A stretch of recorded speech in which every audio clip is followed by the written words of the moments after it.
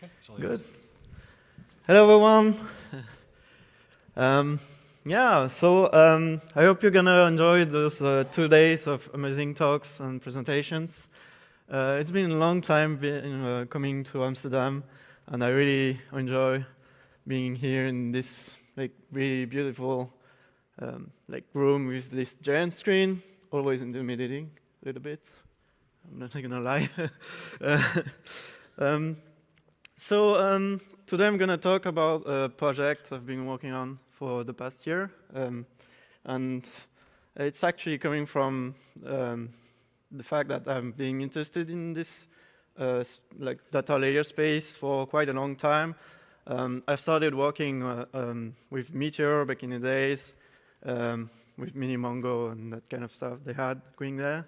And I also quickly got interested in GraphQL for all of the nice things it brought to the table, and especially Apollo Client with its normalized cache. And at some point, I decided to create something else a little bit different. So I'm going to talk about that today.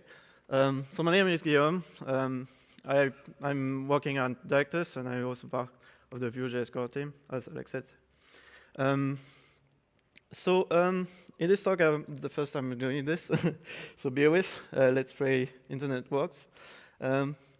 So I prepared a little demo for today that you can open on your phone, and if it works, you should be able to log in with your GitHub account, and everybody should appear on this little cute solar system here. So let's see if it works.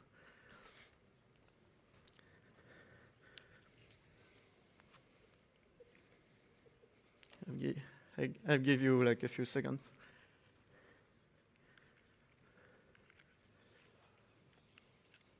Does it work? Yeah? Oh yeah, nice. We're seeing people coming in. That's cool.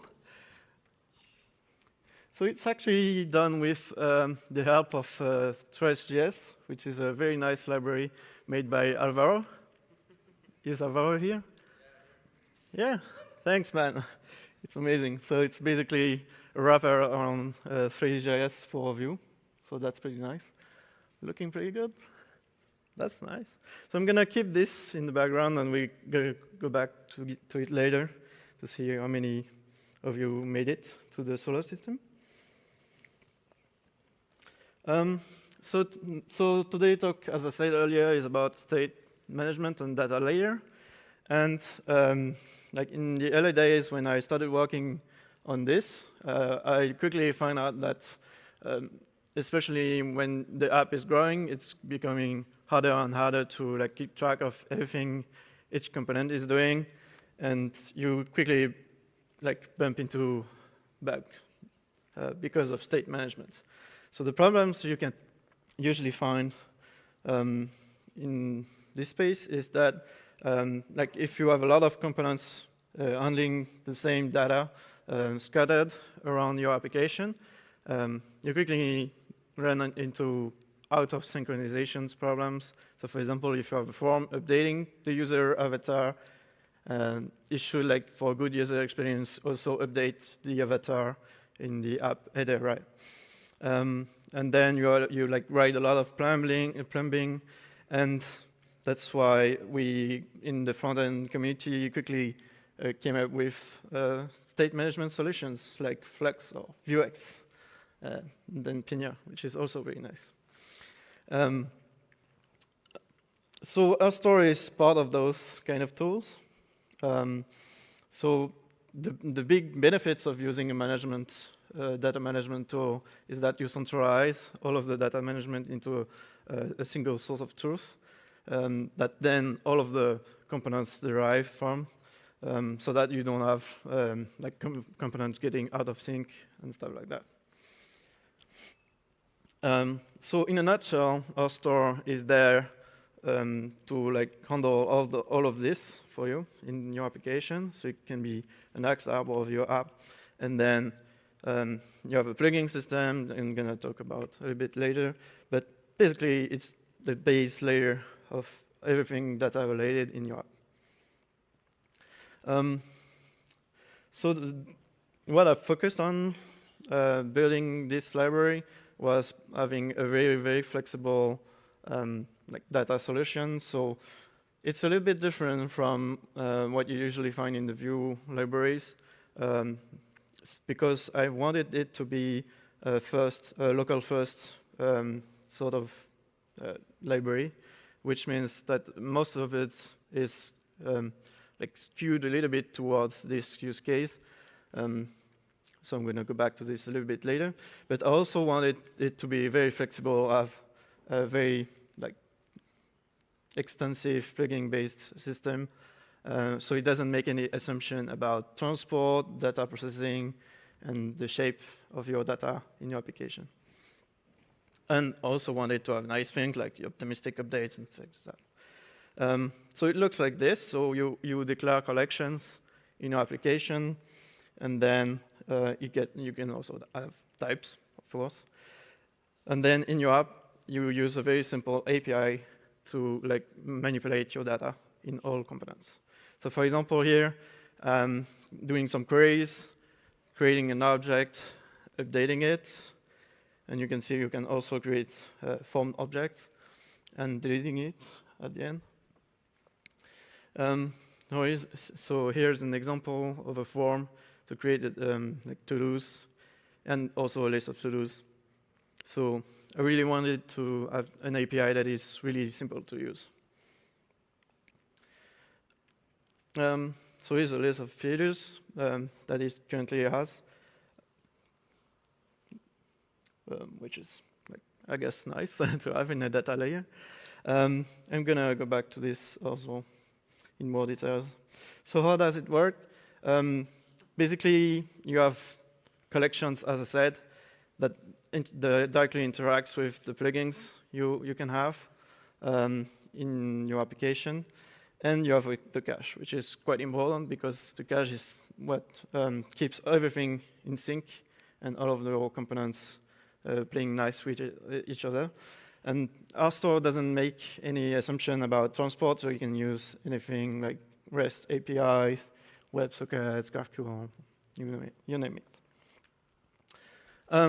So basically what the plugin is doing is that it receives like hooks from rstore, and then you can decide what requests you want to do, or if you want to open a WebSocket connection, or things like that.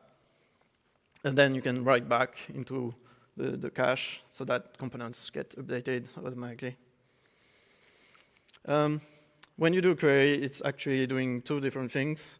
It's in parallel looking in the cache, what's already there, and also like fetching new information if needed.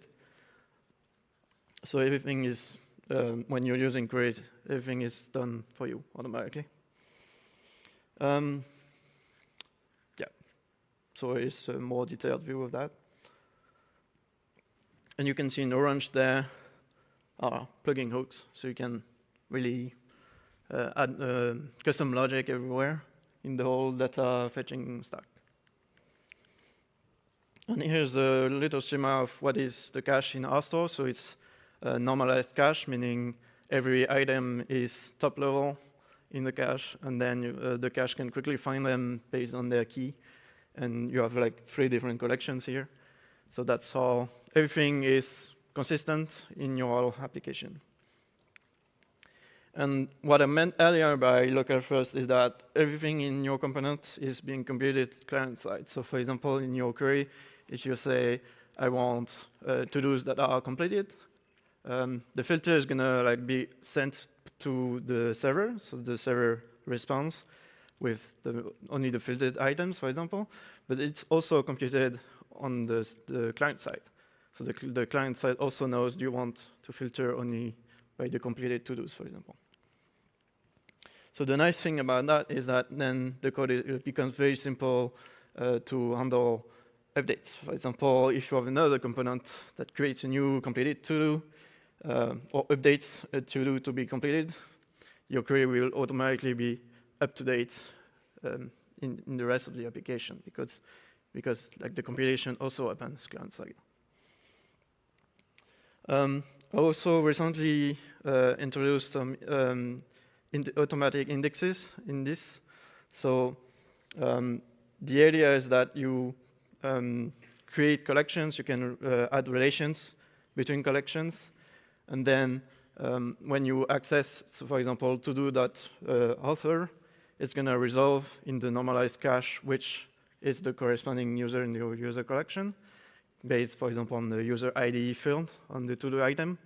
And this is now done using indexes that are automatically populated when you write to the cache, and then automatically used when you need to read them from the cache.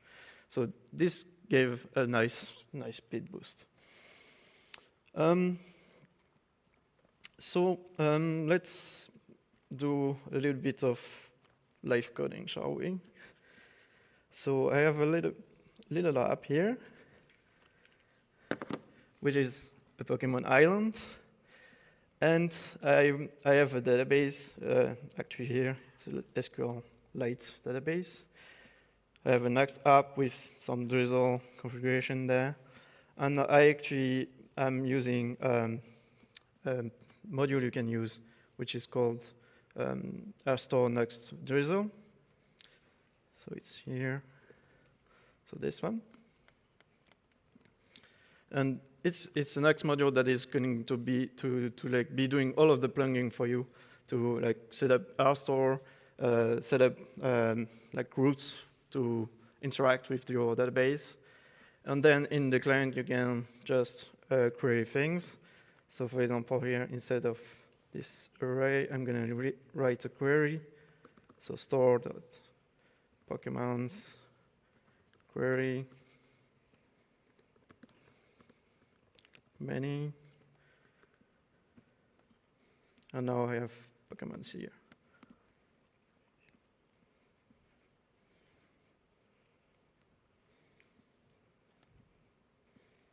Let's see, I have some filters here.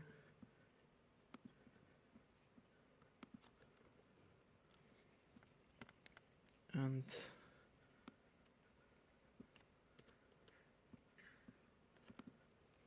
not sure why I don't have.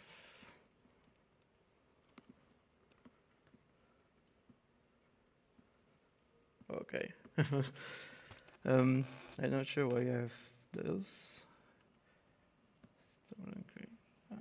Oh, yeah, sorry. That's the entire object. My bad. Yay. So now we have some Pokemons. So you can see that it's very easy to like write the queries there. And I added a little bit of additional parameters, so I can search for it in the list. And let's also create some new Pokemons. So it's actually going to use a form object. So I think it's create Pokemon equal store Pokemons create form. Oh, sorry, form. And we're going to put some default values here.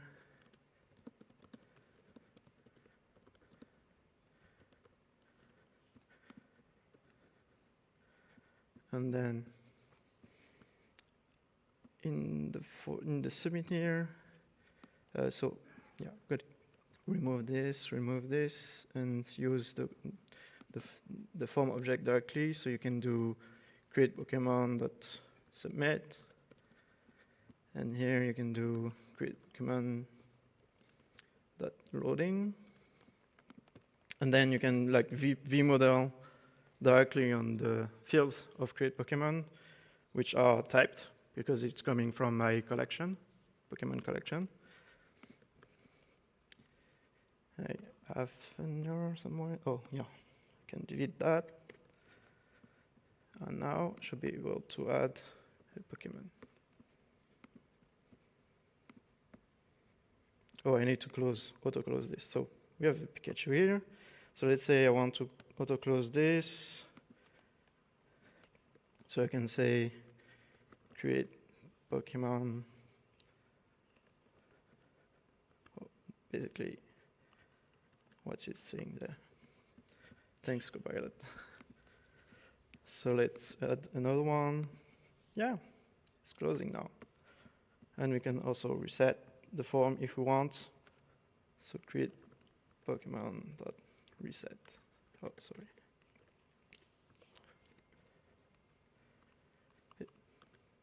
It's a little bit chilly, so hard to type. Here we have a create Pokemon form, so you see how quick it was to implement. I also have like the way to add a random Pokemon here. So let's implement that as well. So it's here.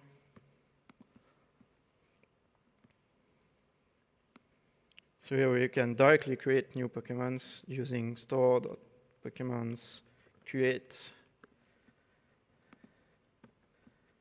and an await would be nice. And that's it. And now I can have a random Pokemon. And we can also edit Pokemons. So here I'm in a Pokemon item. So let's type this a little bit better. So in my app, I'm listing the Pokemons somewhere here. So I'm passing the Pokemon object coming from rstore directly. So those objects are a little bit special because they have additional information. So for example, if you type Pokemon here, so you can see the Pokemon fields in the bottom here. So those are the types of my collection, but you also have special properties that can be useful. So for example here, we can get the rstore, the wrapped item, which is Pokemons. So that's the name of the collection. So it's gonna automatically get all of the type information needed for this. And now in my Pokemon, I can do, for example, await Pokemon. Did I get the prop? No, okay. It's just Pokemon. And then I can do $update with the new information. Then I think. Oh, sorry. All good. And I should be able to update this Pokemon. So let's say Charmander. So now we see a Charmander here. That's nice. And we can also delete them. So let's say I want to delete Pokemon. So async, and then Pokemon.delete with an await. Let's add a toast. We have toast. Let's delete him. Sorry, bye. Yeah. So, yeah, that's pretty easy, I would say. Oh, I didn't import the toast. No, let's forget about that. Okay. What do you say? It's nice.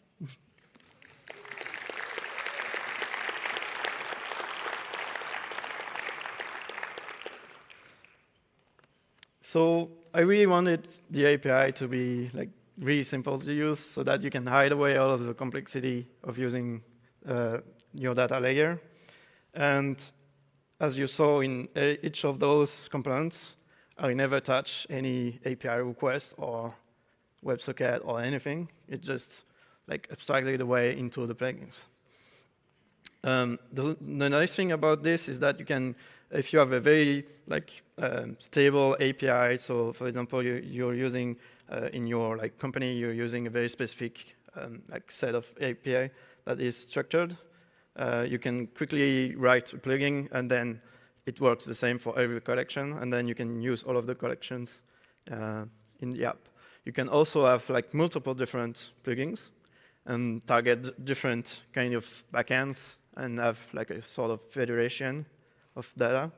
So even if you have like a CRM or a very special analytics database going or service going there, you can write plugins for each of those and then scope some collection to those plugins, and they will like automatically in the application use the correct plugin. And the front-end developer and or the LLM can just not worry about that, right, in the view components. Soon I'm working on like more collaborative features around the form objects like I just showed, so I can show you a little demo, hopefully it works. Still work in progress. So here I have like a form which is also like using a form object, just like I showed you with the create form. And we can see that I have like some collaborative features going on here. Let's scroll a little bit, resize.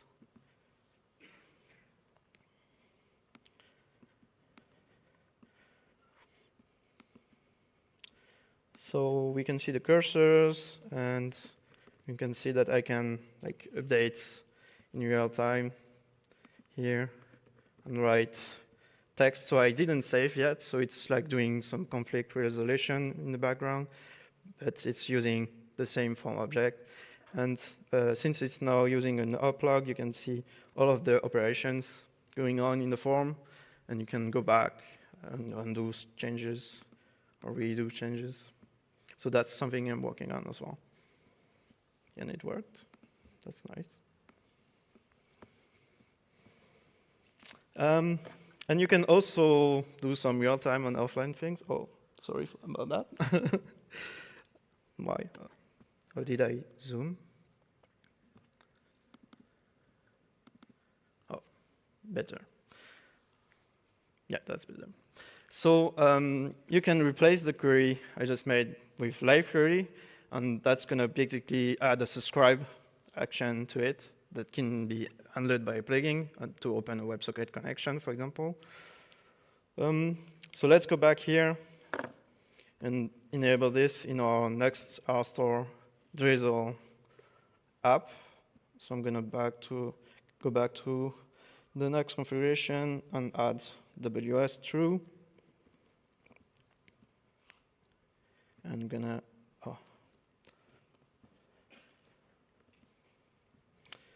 so now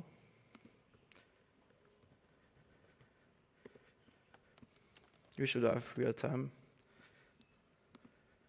Oh, let's restart.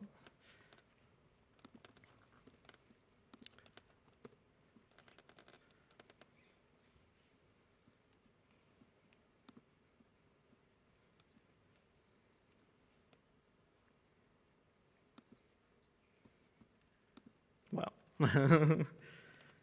Demo God wasn't happy today. Let's use the live version.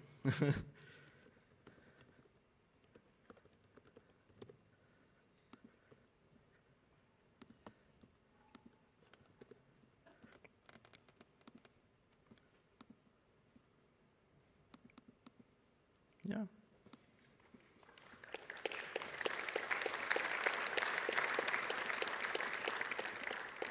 And you can also enable offline mode here. So it's going to be difficult to show here because I don't want to plug back out the internet. But it's basically syncing the data automatically using the next module. And when you go back online, yeah, you can play with it if you want. Yeah. And when you go back online, it's going to like update and send the mutations. So it's storing the mutations in a IndexedDB and then sending them when you come back online. Yay, a lot of Pokemons.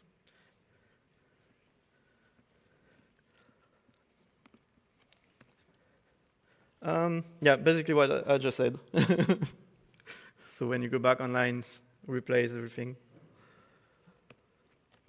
Let's see how we're doing here. Oh, quite a lot of people, actually. That's nice.